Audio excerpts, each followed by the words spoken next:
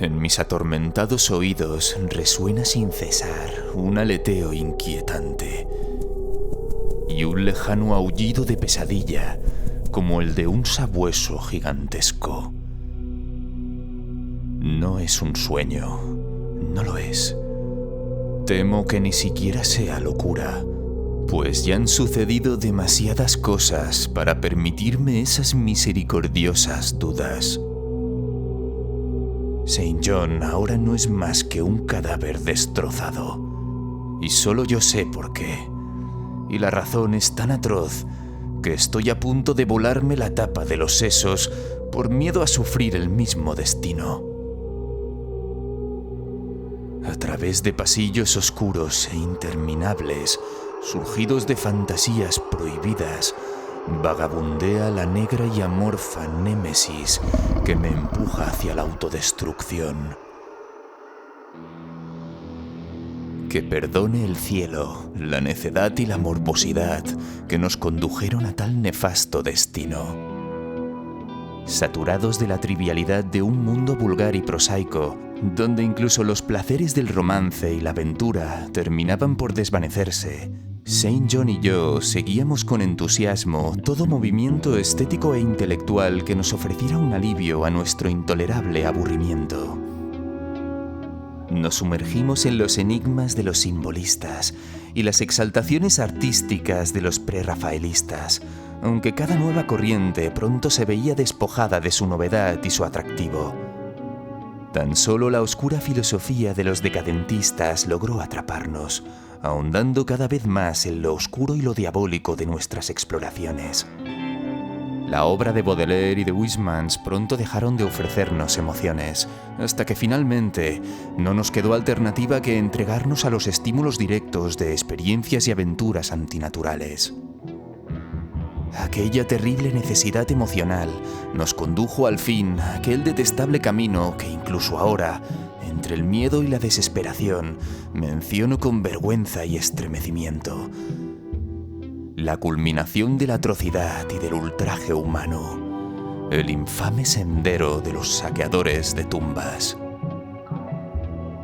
No puedo revelar los detalles de nuestras más aberrantes expediciones, ni siquiera catalogar en parte los más horribles trofeos que adornaban el innombrable museo que preparamos en la gran casa de piedra donde vivíamos Saint John y yo, solos, sin servidumbre.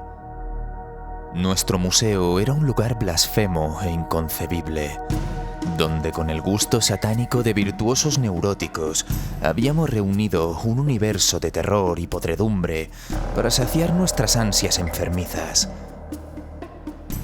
Era una estancia secreta, subterránea, donde enormes demonios alados esculpidos en basalto y ónice vomitaban desde sus bocas abiertas y sonrientes una extraña luz verdosa y anaranjada, y unos ocultos tubos neumáticos proyectaban caleidoscópicas danzas de la muerte en hileras de rojas figuras cadavéricas cogidas de la mano que estaban bordadas en los voluminosos cortinajes negros. Por esos tubos emanaban a nuestro antojo los olores que más anhelaban nuestros estados de ánimo. A veces el aroma de pálidos lirios funerarios, otras el hipnótico incienso de imaginarios santuarios orientales de reyes muertos, y en ocasiones, cómo me estremezco al recordarlo, los horribles y espantosos hedores de tumbas abiertas. Alrededor de las paredes de aquel recinto detestable se alineaban sarcófagos de antiguas momias, alternando con cuerpos hermosos que parecían estar vivos, perfectamente embalsamados y conservados por el arte del taxidermista, y con lápidas arrancadas de los más viejos cementerios del mundo. En nichos repartidos aquí y allá se acumulaban cráneos de todas las formas y cabezas conservadas en distintos grados de descomposición. Allí yacían las calvas putrefactas de célebres nobles junto a las cabezas frescas doradas y aún resplandecientes de jóvenes recién sepultados. También había estatuas y pinturas, todas de carácter demoníaco, algunas ejecutadas por Saint John y otras por mí mismo. Una carpeta cerrada con llave, encuadernada en piel humana curtida, contenía ciertos dibujos innombrables y desconocidos que se rumoreaba habían sido perpetrados por Goya, aunque nunca se atrevió a admitir su autoría. Había nauseabundos instrumentos musicales, de cuerda, de viento y de metal, con los que Saint John y yo producíamos a veces disonancias de exquisita morbosidad y espantosa cacofonía. En multitud de armarios de ébano ornamentados reposaba la más increíble e inimaginable colección de objetos funerarios que jamás hubiese reunido la locura y la perversidad humanas. Gracias a Dios tuve el valor de destruirla mucho antes de pensar en destruirme a mí mismo. Las expediciones sacrílegas en las que reuníamos nuestros inconfesables tesoros eran siempre acontecimientos de memorable carácter artístico. No éramos vulgares carroñeros, solo operábamos en la conjunción de un ánimo preciso, un paisaje y un ambiente determinados, un clima, una estación y una luz de la luna determinadas. Aquellos pasatiempos eran para nosotros la forma más exquisita de expresión estética y atendíamos a cada detalle con meticulosa precisión. Una hora mal elegida, una iluminación inadecuada o una torpe manipulación de la tierra húmeda bastaban para arruinar casi por completo el éxtasis que seguía la exhumación de algún omnioso secreto de la tierra. Nuestra fiebre en la búsqueda de nuevas ubicaciones y de condiciones excitantes era insaciable.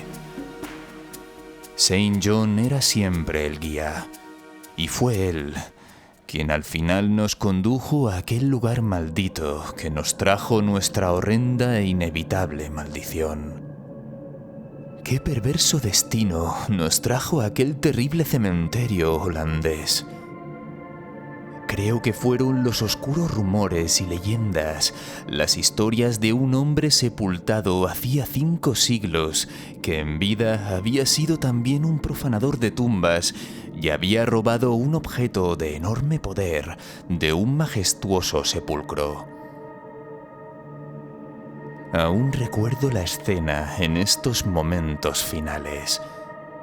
La pálida luna otoñal sobre las tumbas, proyectando horribles y largas sombras, los árboles grotescos que pendían lúgubres sobre la hierba marchita y las derruidas losas, las innumerables legiones de colosales murciélagos que volaban contra la luz de la luna, la antigua capilla cubierta de hiedra, alzando su enorme aguja espectral hacia el cielo plomizo. Los insectos fosforescentes que danzaban como fuegos fatuos bajo los tejos, y en un rincón lejano, los olores de moho, vegetación y otras emanaciones menos explicables que se mezclaban débilmente con el viento nocturno procedente de pantanos y mares distantes. Y lo peor de todo, el débil y profundo aullido de algún sabueso gigantesco que no podíamos ver ni ubicar con certeza. Al oír aquel lejano aullido, nos sobrecogimos recordando las historias de los campesinos, pues aquel a quien buscábamos había sido hallado siglos antes en ese mismo lugar, desgarrado y destrozado por las zarpas y colmillos de una bestia indescriptible. Recuerdo cómo excavábamos en la tumba del profanador con nuestras palas. La visión de nosotros mismos nos hacía estremecer. Allí, en la fosa, la pálida luna que nos observaba, las horribles sombras, los árboles fantasmales, los titánicos murciélagos, la antigua capilla, los danzantes fuegos fatuos, los hedores nauseabundos, el viento nocturno gimiendo suavemente y aquel extraño aullido, apenas perceptible, que parecía venir de alguna parte y que apenas podíamos estar seguros de su existencia. Entonces topamos con una materia más dura que la tierra húmeda y descubrimos una podrida caja oblonga encostrada de sedimentos minerales tras siglos de intacto reposo. Era increíblemente resistente. pero tan antigua que terminamos por abrirla y nuestros ojos se deleitaron con lo que albergaba. Del cuerpo se conservaba más de lo que jamás hubiéramos imaginado, aún después de 500 años. El esqueleto, a pesar de estar fracturado por las fauces de la bestia que lo había matado, se mantenía sorprendentemente íntegro.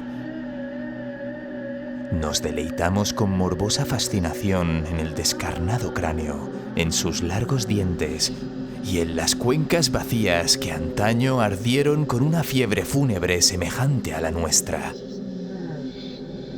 En el ataúd había un curioso amuleto de exótico diseño que al parecer estuvo colgado del cuello del difunto.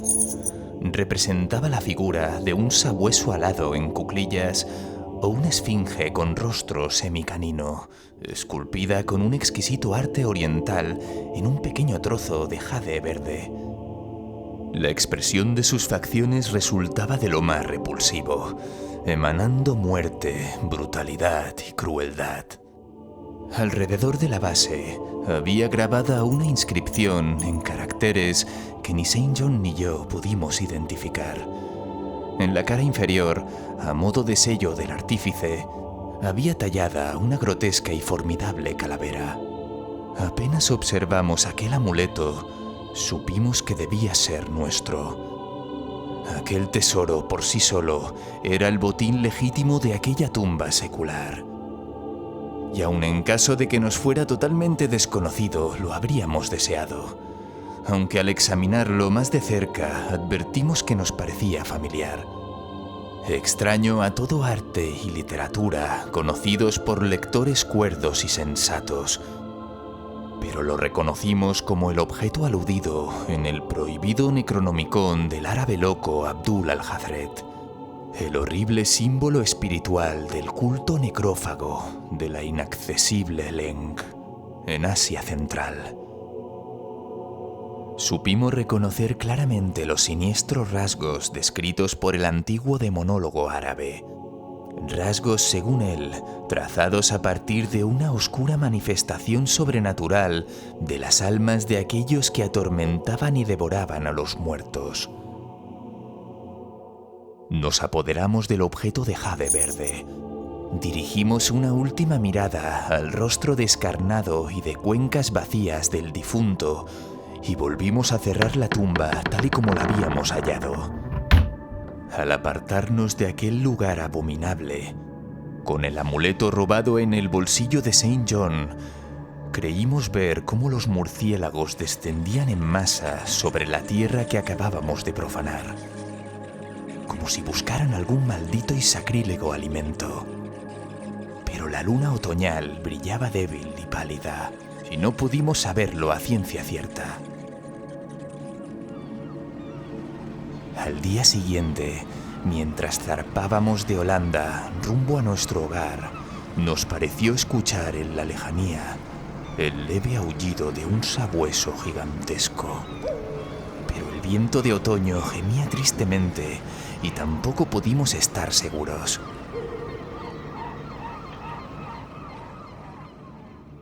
Menos de una semana después de nuestro regreso a Inglaterra, comenzaron a suceder cosas extrañas. Vivíamos solos como reclusos, sin amigos, confinados en unas pocas habitaciones de una antigua casa señorial levantada en un páramo desolado y apartado. De modo que nuestras puertas rara vez eran perturbadas por la llamada de algún visitante. Ahora, sin embargo, nos inquietaban lo que parecían ser frecuentes merodeos nocturnos, no solo en torno a las puertas, sino también en las ventanas de la planta baja y en las del piso superior. En una ocasión nos pareció que un cuerpo voluminoso y opaco oscurecía la ventana de la biblioteca a la luz de la luna. Y en otra, creímos escuchar un aleteo no muy lejos de la misma ventana. Luego, al investigar, no encontrábamos nada. y empezamos a atribuir aquellos incidentes a nuestra imaginación, aún turbada por el lejano aullido que creíamos haber percibido en el cementerio holandés. El amuleto de jade reposaba ahora en una hornacina de nuestro museo, y en ocasiones encendíamos ante él velas de insólitas fragancias. Leímos mucho en el Necronomicon de Al-Hazred acerca de sus propiedades y de la relación entre las almas de los necrófagos y aquello que el amuleto simbolizaba. Y lo que hallamos en aquellas páginas nos perturbó profundamente. Luego llegó el terror. La noche del 24 de septiembre oí un golpe en la puerta de mi habitación. Creyendo que se trataba de Saint John, le dije que pasara. Pero solo me respondió una risa estridente. No había nadie en el pasillo.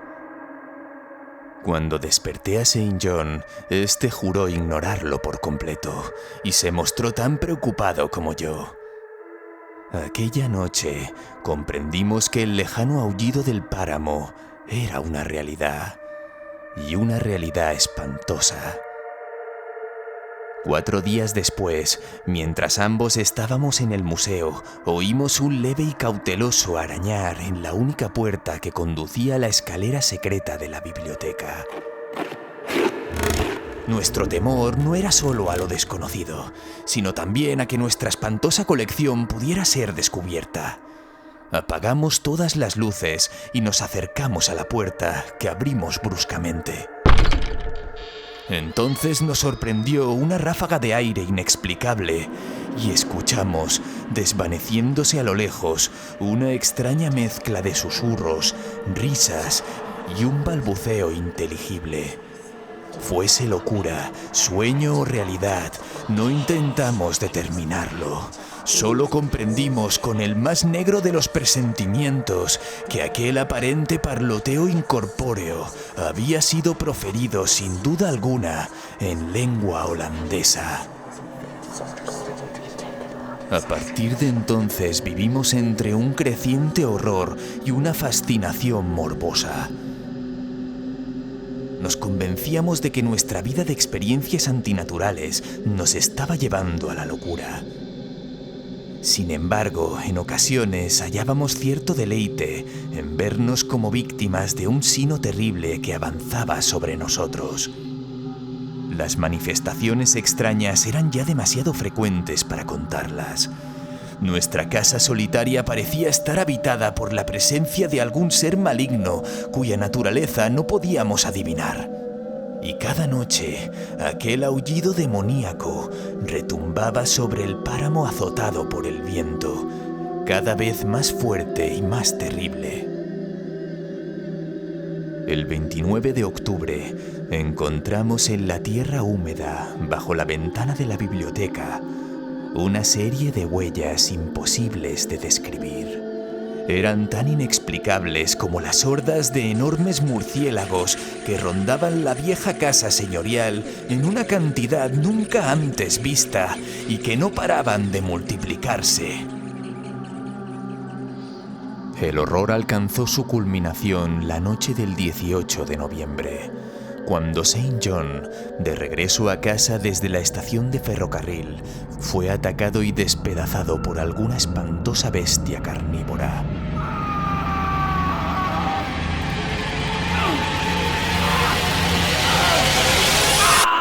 Sus gritos llegaron hasta la casa, y yo corrí desesperadamente al lugar del terrible acontecimiento, a tiempo de escuchar un aleteo y de ver una difusa masa negra y nebulosa recortada contra la luna naciente.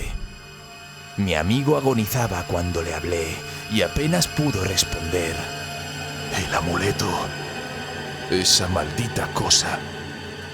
Después se desplomó, convertido en un inerte montón de carne mutilada. Lo enterré a la medianoche siguiente en uno de nuestros descuidados jardines y recité sobre su cuerpo uno de los rituales infernales que tanto había amado en vida. Omnis incursio infernalis adversari, omnis legio, omnis congregatio et secta diabólica. Al pronunciar la última frase demoníaca, oía ya en el páramo el débil aullido de un sabueso gigantesco. La luna estaba en lo alto, pero no me atreví a mirarla. Y cuando distinguí en el páramo apenas iluminado una gran sombra vaporosa que se deslizaba de túmulo en túmulo, cerré los ojos y me arrojé al suelo boca abajo. No sé cuánto tiempo permanecí allí. Cuando por fin me incorporé, temblando, apenas pude llegar hasta la casa e hice horrendas reverencias ante el amuleto de jade verde consagrado en su hornacina. Aterrorizado ante la idea de vivir solo en la antigua casa del páramo, partí al día siguiente hacia Londres, llevándome conmigo el amuleto, después de quemar y enterrar el resto de la impía colección del museo.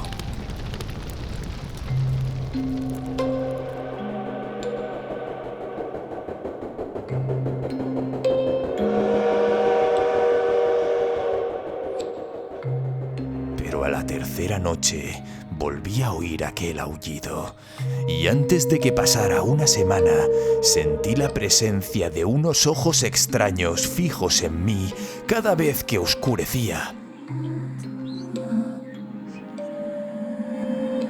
Una tarde, mientras paseaba por Victoria Embankment en busca de aire fresco, vi una forma negra que oscurecía uno de los reflejos de las farolas en el agua. Sopló un viento más fuerte que la brisa nocturna. Y supe entonces que lo que acabó con Saint John no tardaría en acabar conmigo. Al día siguiente envolví con cuidado el amuleto de jade verde y zarpé rumbo a Holanda.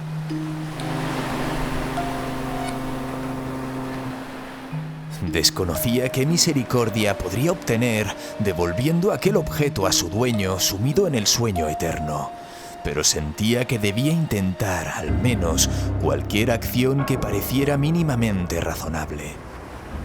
¿Qué era aquel sabueso y por qué me perseguía? Era todavía incógnita sin resolver. Pero la primera vez que había oído su aullido fue en aquel antiguo cementerio. Y todos los acontecimientos posteriores, incluso las últimas palabras agonizantes de Saint John, relacionaban la maldición con el robo del amuleto. Cuando descubrí en una posada de Rotterdam que unos ladrones me habían arrebatado mi único medio de salvación, caí en los más hondos abismos de la desesperación. Aquella noche el aullido fue más intenso, y a la mañana siguiente leí en el periódico un hecho espantoso ocurrido en el barrio más miserable y depravado de la ciudad. En una mísera vivienda se había batido una muerte roja que superaba los crímenes más repugnantes que aquel vecindario hubiera conocido. Los vecinos estaban aterrados. En una sórdida guarida de ladrones, una familia entera había sido despedazada por un ser desconocido que no dejó rastro. Y los vecinos juraban haber oído durante toda la noche un lejano e insistente sonido semejante al aullido de un sabueso gigantesco. Y así fue como al fin volví a hallarme en aquel malsano cementerio, donde una pálida luna invernal proyectaba macabras sombras y los árboles desnudos se inclinaban pesados sobre la helada hierba marchita y las losas resquebrajadas, donde la capilla cubierta de hiedra alzaba su enorme aguja espectral hacia el cielo hostil, y el viento nocturno soplaba de forma enloquecida desde los pantanos helados y los gélidos mares. El aullido apenas se oía y cesó por completo cuando me aproximé a la antigua tumba que había profanado, ahuyentando a una horda de murciélagos que revoloteaba en torno a ella. No sé por qué fui allí, sino para rezar o balbucear súplicas y disculpas insensatas ante aquella figura pálida y tranquila que yacía en su interior. Pero fuera cual fuese mi motivo, me lancé a cavar en la tierra semihelada con una desesperación que era en parte mía y en parte de una voluntad ajena y dominante. La excavación resultó mucho más fácil de lo que había esperado, aunque en cierto momento sufrí una extraña interrupción. Un buitre escuálido descendió en picado desde el cielo helado y picoteó frenéticamente la tierra de la tumba hasta que lo maté de un golpe con la pala. Por fin llegué al podrido ataúd oblongo y retiré su tapa enmohecida. Este fue el último acto racional que realicé en vida. Porque allí dentro de aquel ataúd centenario, encorvada y envuelta en un enjambre pesadillesco de gigantes murciélagos en reposo, yacía la huesuda criatura que mi amigo y yo habíamos profanado. Pero ahora no estaba intacta y plácida como la vimos la primera vez, sino cubierta de sangre reseca y restos de carne y cabellos de otro ser. Y me miraba con aquellas cuencas fosforescentes y afilados colmillos ensangrentados, abiertos en una mueca retorcida que se burlaba de mi inevitable destino. Y cuando de aquellas fauces sonrientes brotó un profundo y sardónico aullido, semejante al de un sabueso gigantesco, vi que de su sangrienta y mugrienta garra sostenía el perdido y maldito amuleto de jade verde.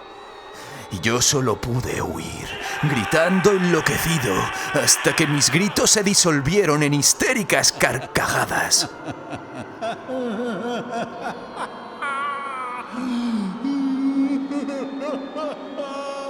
La locura avanza impulsada por el viento estelar.